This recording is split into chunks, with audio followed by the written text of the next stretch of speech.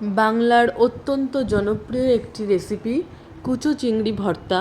চলুন আজ আমি রান্না করে দেখাবো। প্রথমেই কুচো চিংড়িগুলোকে বিল থেকে কালেক্ট করে ভালোভাবে জল দিয়ে পরিষ্কার করে একে একে ইনগ্রেডিয়েন্টগুলো রেডি করে নিলাম।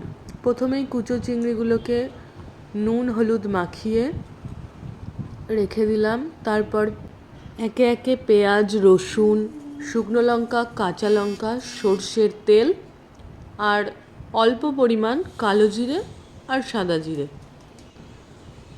আর পাশাপাশি রেডি রাখতে হবে দিদিমা ঠাকুমার আমলের মিক্সার গ্রাইন্ডার, শিলনোড়া।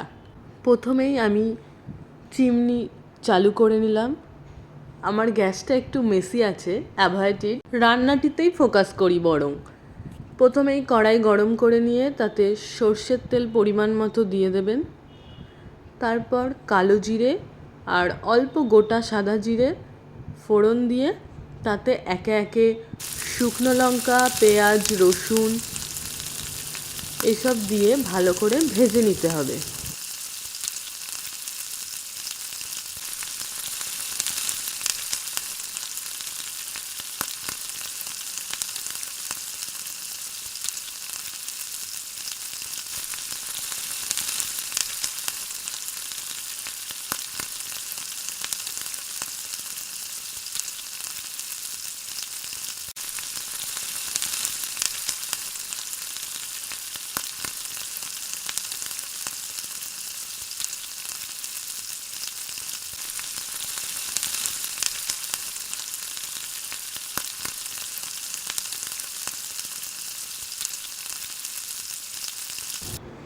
এরপর সেই কুচো চিংড়ি মাছ যেগুলি হলুদ ও নুন দিয়ে মাখিয়ে রেখেছিলাম সেগুলো ভেজে নেব।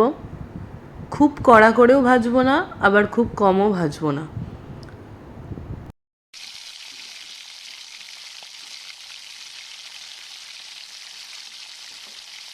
মাছগুলো ভাজা হয়ে গেছে, এবার তুলে নেব। তারপর শিলনোড়াতে বাটাবাটি শুরু।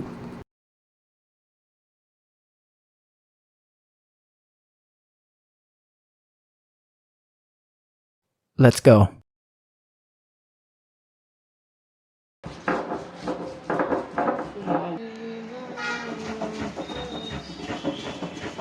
বাটাবাটি খাটাখাটনির পর ভর্তা রেডি। দেন কাঁচা লঙ্কা কুচি, কাঁচা পেঁয়াজ কুচি, সর্ষের তেল আর ধনেপাতা দিয়ে ভালো করে ভর্তাটাকে মেখে গরম গরম ভাতের সাথে সার্ভ করুন। খেতে কিন্তু অসাধারণ হয়েছিল, আপনারাও বাড়িতে ট্রাই করুন।